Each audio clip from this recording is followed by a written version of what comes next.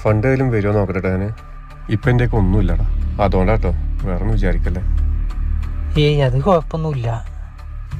ഞാൻ ഇനി വേറെ വല്ല മാർഗം ഉണ്ടോ നോക്കട്ടെ. എന്നാ ശരി കേട്ടോ.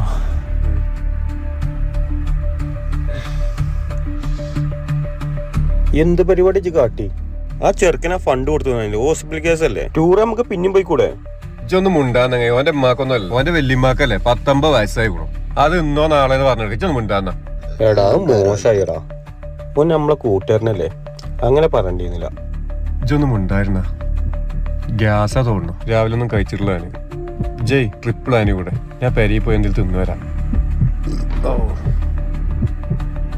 ഇതെങ്ങനെ വേദനിച്ചു പോകും.